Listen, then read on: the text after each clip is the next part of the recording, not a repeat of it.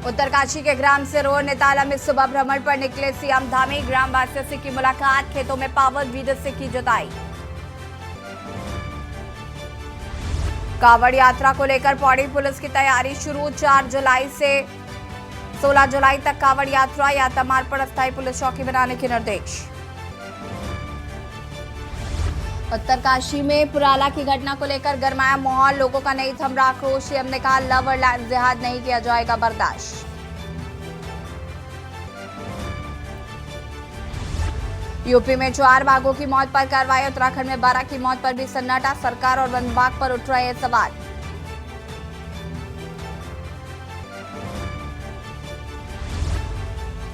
गर्मी के बीच बिजली किल्लत से 3 से 4 घंटे तक कटौती, प्रदेश में 5.5 करोड़ यूनिट पहुंची मांग।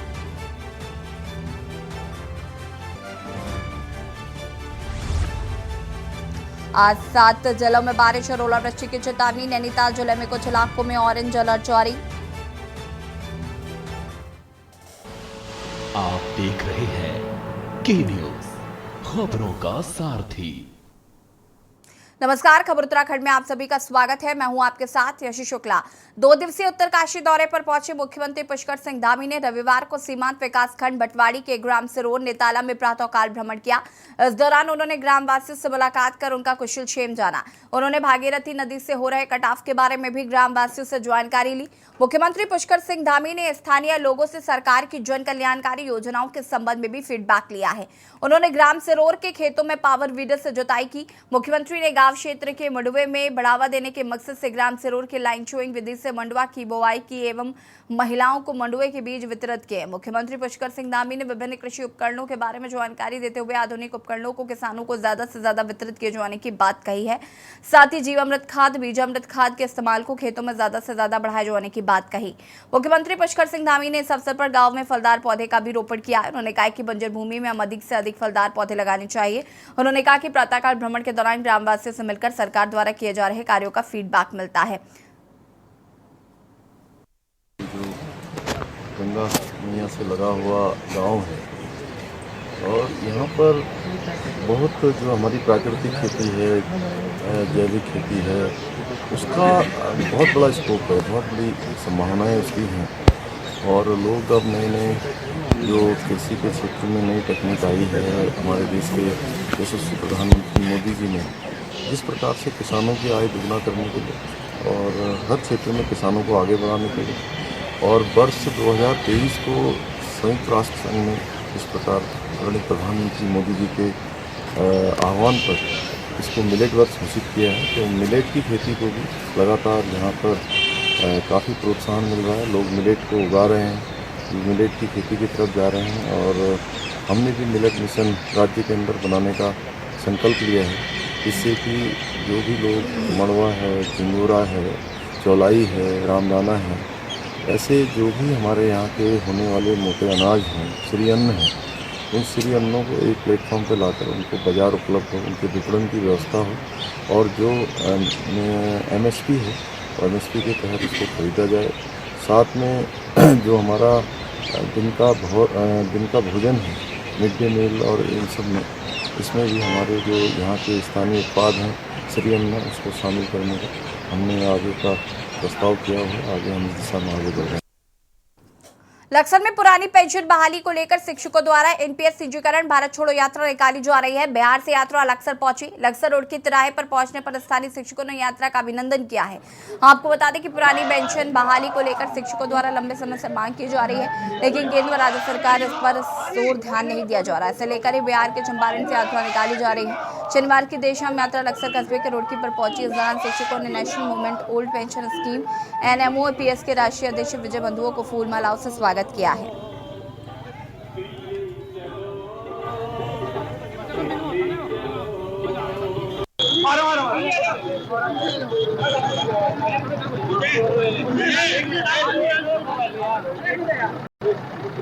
पेंशन बहाली के लिए हमारे पेंशन पुरुष श्री विजय बंधु जी, राष्ट्रीय अध्यक्ष NMOPS, उन्होंने अपने करकमलों से ये रथ यात्रा शुरू करी है, निजीकरण छोड़ो भारत यात्रा, NPS निजीकरण भारत छोड़ो यात्रा। और इसके क्रम में इन्होंने बिहार से जो यात्रा शुरू करी है वो उत्तराखंड से होते हुए कश्मीर तक होगी। और ये पुरानी पेंशन बहाली के लिए एक बहुत ही त्वरित आंदोलन है, जिसमें सभी के सब लक्ष्यबद्ध होकर के इस आंदोलन में सम्मिलित हो।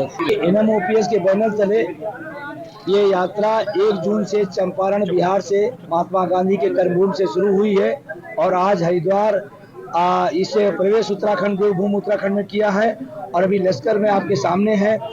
इससे NMOPS के बैनर तले जो NPS निजीकरण भारत छोड़ो यात्रा शुरू की गई है, उसका एक मकसद है कि पुरानी पेंशन बहाल हो और निजीकरण समाप्त हो। ये हमारा मकसद है और ये यात्रा अभी उत्तराखंड में प्रवेश की है। अभी 2 दिन 3 दिन उत्तराखंड में रहेगी, फिर उत्तर प्रदेश, फिर बिहार, फिर मध्य प्रदेश, महाराष्ट्र, देश के कोने कोने में यात्रा जाएगी। फर्नीचर, हार्डवेयर और रंग पेंट की दुकान में अज्ञात कारणों से भीषण आग लग गई। सूचना पर पहुंची अग्निशमन की टीम ने 1.5 घंटे की कड़ी मशक्कत के बाद आग पर काबू पाया है, लेकिन दुकान का सारा सामान जलकर राख हो गया। CFO वंश बहादुर ने बताया कि 3 फायर टेंडर की मदद से आग पर काबू पाया गया है। आग से हुए नुकसान का आकलन और आग लगने के कारण पर जांच की जा रही। प्रथम दृष्टया शॉर्ट सर्किट से आग लगने की जानकारी सामने आई है। जानकारों ने बताया कि शांति कॉलोनी निवासी करार की बोध बंगला में कल्याणी नदी के पास हाईवे किनारे फर्नीचर, हार्डवेयर और रंग पेंट की दुकान है। सुबह करीब 11:30 बजे दुकान में अज्ञात कारणों के चलते आग लग गई। आनंद फानन में थाना पुलिस और अग्निशमन की 3 गाड़ियों ने आग पर काबू पाया।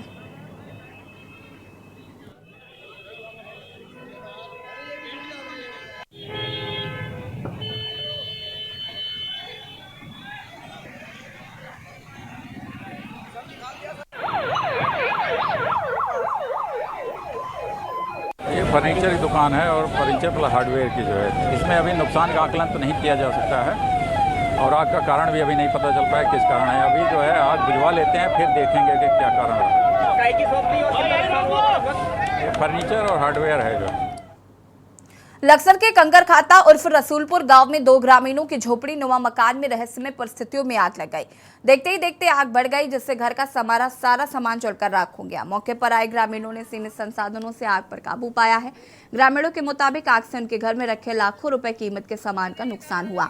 लक्सर विकासखंड के रसूलपुर गांव के पूर्व प्रधान ने बताया कि पीड़ितों के घर की माली हालत ठीक न होने के चलते वो उन्हीं मकानों में रहकर ही गुजर बसर कर रहे थे।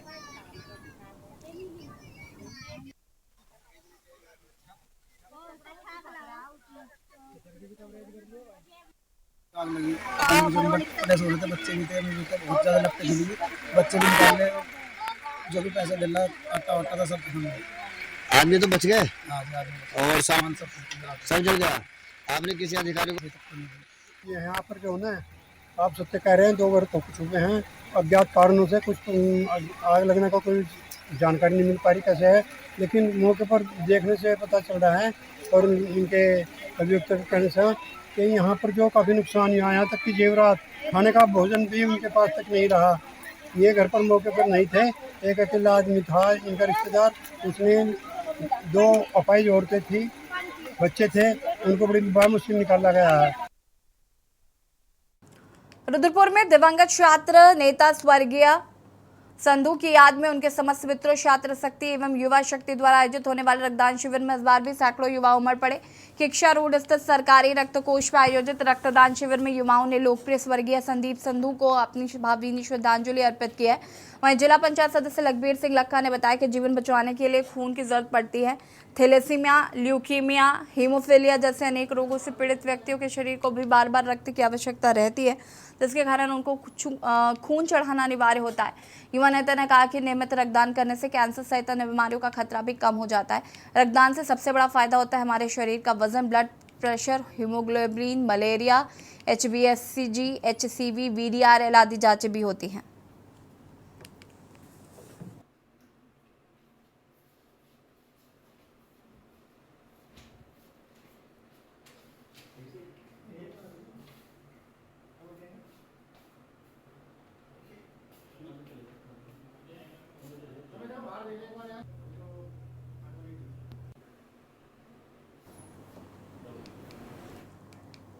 उधम सिंह नगर के किक्षा कोतवाली क्षेत्र में धर्मांतरण मामला सामने आया। हिंदू संगठनों के कार्यकर्ताओं ने मौके पर पहुंचकर जमकर हंगामा किया है।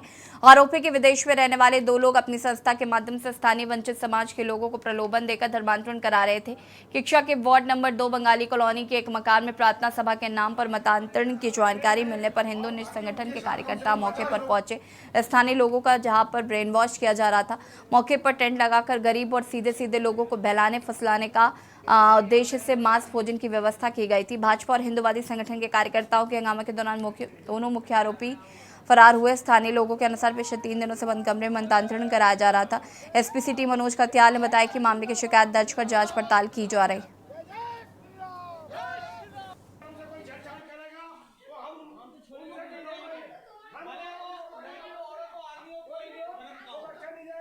एक प्रकरण वहाँ पर प्रकाश में आया है जिसमें ये आरोप लगे कि कुछ व्यक्तियों द्वारा धर्मांतरण का प्रयास किया जा रहा है, तो इसको पूर्ण गंभीरता से लेते हुए हम लोग इसकी डिटेल में हम लोग इसकी जांच कर रहे हैं और इसमें जो जो फैक्ट्स हैं और जो जो लोग आए थे इनमें उनको वेरीफाई कर रहे हैं किस प्रकार की घटना वो थी, वहाँ पर किस प्रकार का प्रचार या प्रौढ़ शिक्षा जो भी वहाँ पर तथ्य प्रकाश में आ रहे हैं उनकी हम डिटेल में जाँच कर रहे हैं। उसमें जो भी फैक्ट्स आते हैं प्रकाश में उसके हिसाब से उसमें लीगल एक्शन लिया जाएगा।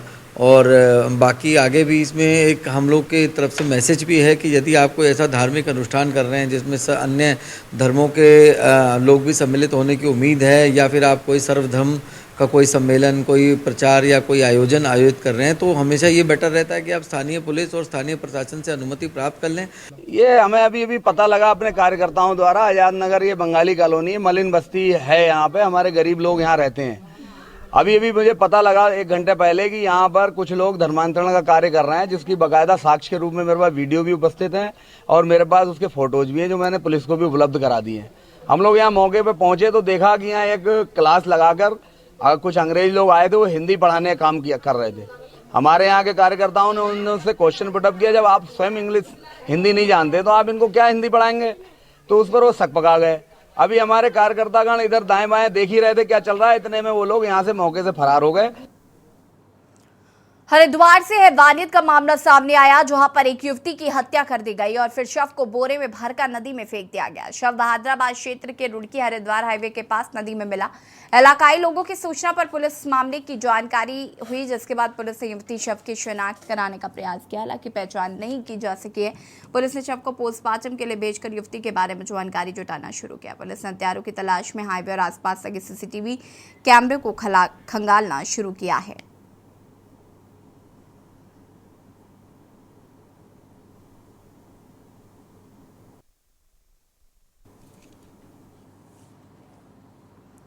खबर हल्द्वानी से है, जहां पर इन दिनों स्कूलों में गर्मियों की छुट्टियां पड़ चुकी हैं और गर्मी से निजात पाने के लिए लोग पहाड़ों का रुख कर रहे हैं। आलम यह है कि उत्तराखंड में तमाम पर्यटक स्थल इन दिनों गुलजार हैं। वहीं हल्द्वानी से नैनीताल जाने वाले पर्यटकों की खासी भीड़ है। रोडवेज बस अड्डे पर यात्रियों को धूप में घंटों खड़े होकर बस का इंतजार करना पड़ रहा है। यात्रियों की भीड़ इस कदर है कि वो बस में खड़े होकर जाने के लिए तैयार हैं। बसों में सीट के पाने के लिए यात्री कुछ भी करने के लिए तैयार नजर आ रहे हैं। तो नैनीताल के लिए बसों के फेरे बढ़ा जाने के बाद भी बसों की संख्या कम ही नजर आ रही है।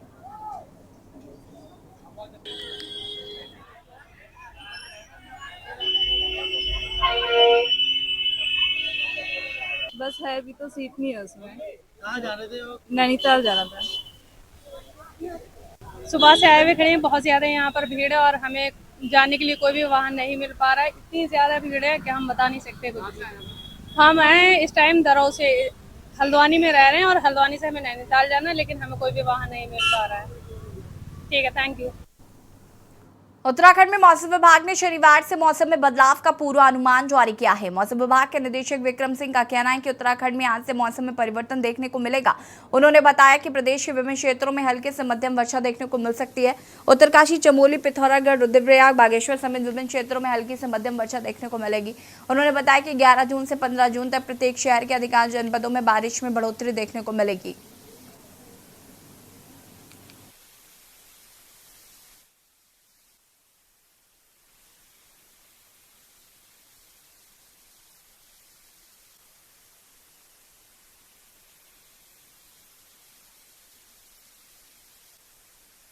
कल जो एक्टिविटी वो बढ़ेगी 11 तारीख से, और 11, 12, 13 में अगर 3 दिन 4 दिन बात करेगा 14 तक भी जो है, तो जो रेन थंडरस्टॉर्म एक्टिविटी करीब कुछ जगहों में जो है 11, 12, 13 में वो रहने वाली है। 14-15 में हो सकता है अनेक जगहों तक भी वो एक्टिविटी मिलेगी। तो अगर कल से बात करें, जो मैदानी हमारे डिस्ट्रिक्ट्स है जिसमें कि देहरादून भी है या फिर हरिद्वार है, उधम सिंह नगर है या उससे लगे हुए नैनीताल और है जो इधर पौड़ी डिस्ट्रिक्ट का भी जो प्लेन वाला एरिया है, तो इनमें देखेंगे कल परसों 2 से 3 दिन आगे जो है कल से जो थंडरस्टॉर्म एक्टिविटी वो काफ़ी मॉडरेट से सीवियर तक रहेगी और उसकी वजह से आप देखेंगे जो स्क्वाल है जिसकी गति की जो है 70 से 80 किलोमीटर प्रति घंटा तक या गस्टिंग में 90 किलोमीटर प्रति घंटा तक भी वो जा सकती है। और यहाँ रुकेंगे छोटे से ब्रेक के लिए, जो हाजिर होते हैं।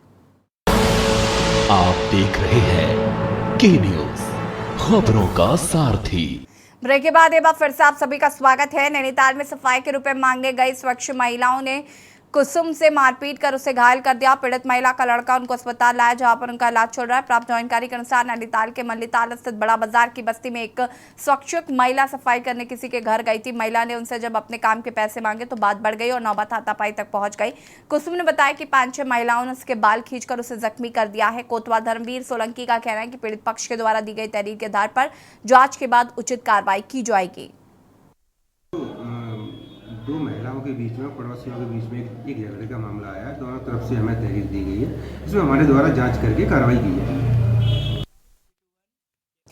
उत्तराखंड में लव जिहाद और लैंड जिहाद पर बवाल के साथ ही सियासत थमने का नाम नहीं ले रही। उत्तरकाशी, चमोली, देहरादून समेत विभिन्न जिलों में लव जिहाद की घटनाओं पर मुख्यमंत्री पुष्कर सिंह धामी ने सख्त रुख अपनाया है। उन्होंने कहा कि उत्तराखंड कोई सॉफ्ट टारगेट नहीं है, ये लव जिहाद जैसी गतिविधियां नहीं होने दी जाएंगी।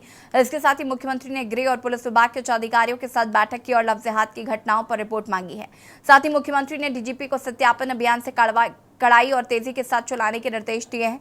वहीं ताजा पुलिस के आंकड़ों के मुताबिक संप्रदाय विशेष के युवकों की ओर से लड़कियों को बहला फुसला कर ले जाने के मामलों में अचानक बढ़ोतरी देखने को मिली है। इस साल केवल 5 महीनों में ऐसे 48 मुकदमे प्रदेश में दर्ज हुए, जबकि पिछले पूरे साल में 76 केस दर्ज हुए थे। वहीं विपक्ष ने इन आंकड़ों को समुदाय विशेष के प्रति नफरत फैलाने का भाजपा का षड्यंत्र बताया है। साथ ही चुनाव से पहले भाजपा पर ऐसे मुद्दों को उठाकर जनहित से जुड़े मुद्दों से ध्यान हटाने की साजिश करार दिया है। देखिए रिपोर्ट।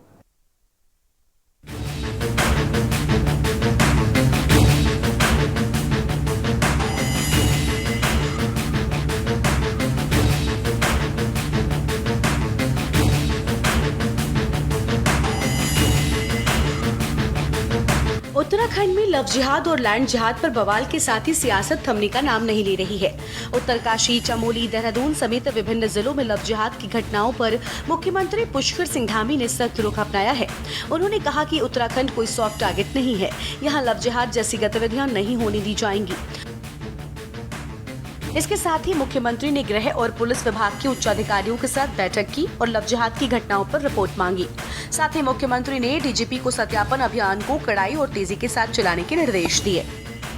देखिए, जो डेमोग्राफी चेंज हुई है और जो भी इस प्रकार के असंदिग्ध लोग और जो कहीं न कहीं इसी प्रकार से संदेह पैदा करते हैं, उनके लिए यहाँ पर वेरिफिकेशन ड्राइव तेजी से चलाई जा रही है। एक बार चलाई गई थी, फिर से दोबारा चलाई जा रही है और सारे वेरिफिकेशन किए जा रहे हैं। कोई भी अगर संदिग्ध पाया जाता है, संदेह जिसके ऊपर होता है, तो उसकी पूरी जांच होगी और जांच में कहीं भी पाए जाने पर सख्त कार्रवाई भी होगी। इसी प्रकार से जो लव जिहाद के जो मामले आए हैं, उस पर भी हमने सख्ती से जो है उसकी जांच, सख्ती से उस पर कार्रवाई इसके लिए पहले ही कहा है और आज इस पर हम एक बड़ी बैठक भी डीजीपी पुलिस उनके सबके साथ करने वाले हैं। देखिए, सबसे पहले मैं मुख्यमंत्री जी को बधाई देना चाहता हूं कि सबसे सख्त धर्मांतरण कानून अगर बनाया है तो पुष्कर सिंह धामी सरकार ने बनाया है। लेकिन जिस प्रकार से ये 4-5 दिनों में आप देखा होगा लव जिहाद के मामले बहुत बढ़ते हुए दिखाई दे रहे हैं। इसका मतलब एक सोची समझी साजिश के तहत षड्यंत्र किया जा रहा है, लेकिन देवभूमि में इसको बर्दाश्त नहीं किया जाएगा। चाहे जितने भी सख्त कदम उठाएं, अभी मुख्यमंत्री से इस पर चर्चा में करके आ रहा हूं और हम ऐसी नजीर स्थापित करेंगे कि उसका उदाहरण अन्य प्रदेश भी लेंगे, ये मैं कहना चाहता हूँ। वहीं ताजा पुलिस के आंकड़ों के मुताबिक संप्रदाय विशेष के युवकों की ओर से लड़कियों को बहला फुसला कर ले जाने के मामलों में अचानक बढ़ोतरी देखने को मिल रही है। इस साल केवल 5 महीनों में ऐसे 48 मुकदमे दर्ज हुए हैं, जबकि पिछले पूरे साल में 76 केस दर्ज हुए। वहीं विपक्ष ने इन आंकड़ों को समुदाय विशेष के प्रति नफरत फैलाने का भाजपा का षड्यंत्र बताया। साथ ही चुनाव से पहले भाजपा पर ऐसे मुद्दों को उठाकर जनहित से जुड़े मुद्दों से ध्यान हटाने की साजिश करार दिया है। लव जिहाद की आड़ में बेकसूर नौजवानों को भी परेशान नहीं किया जाना चाहिए। कुछ समाज में कुछ लड़कियां पहले दोस्ती करती हैं, बाद में जब उनकी दोस्ती टूट जाती है और उनकी लड़ाई हो जाती है, झगड़े हो जाते हैं आपस में, तो वो उस मामले को लव जिहाद में तब्दील करने की कोशिश ना करें। इसका ध्यान पुलिस प्रशासन को, सरकार को रखना चाहिए। बहरहाल ये कहा जा सकता है कि लव जिहाद एक गंभीर मामला है और इस पर सख्ती से काम तो होना चाहिए, लेकिन यदि कोई बेकसूरवार है तो उसका भी ध्यान सरकार और प्रशासन को रखना होगा। नहीं, तो मुझे आप ये बताइए, अभी आंकड़े कहाँ से ले? पिछले दिनों में क्या मतलब? 2 दिन, 1 दिन, 5 दिन, ये जो इनके जो आंकड़े होते हैं ना, आंकड़े कोई भी बना सकता है। एक समुदाय पे, एक समूह पे आप ऐसा अटैक करना, मैं ये मानता हूँ जिसने भी अत्याचार किया है, जिसने भी कानून को तोड़ा है, उसके खिलाफ सख्त एक्शन लिया जाए, सख्त एक्शन लिया जाए। इसमें कोई दो राय नहीं है। पर अपनी राजनीतिक फायदे के लिए अगर आप ये कह रहे हैं तो ये इस प्रदेश को बहुत भारी नुकसान हो रहा है। हम चेतावनी देना चाहते हैं, आपकी ज़मीनें बिक रही हैं, ऊपर से पलायन हो रहा है, आपके बच्चों को नौकरियां नहीं हैं। ये सिर्फ ये मुद्दे हैं जो नफरत फैलाने के लिए मुद्दे हैं और चुनाव जीतने के लिए, और कुछ नहीं। कुल मिलाकर लोकसभा चुनाव से पहले राज्य में लव जिहाद और लैंड जिहाद पर बवाल के साथ ही सियासत तेज हो गई है।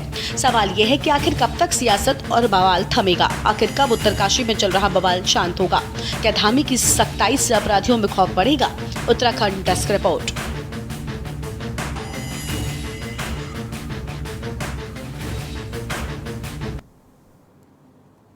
खबर उत्तराखंड में फिलहाल इतना ही। देखते रहिए के न्यूज़ इंडिया। नमस्कार।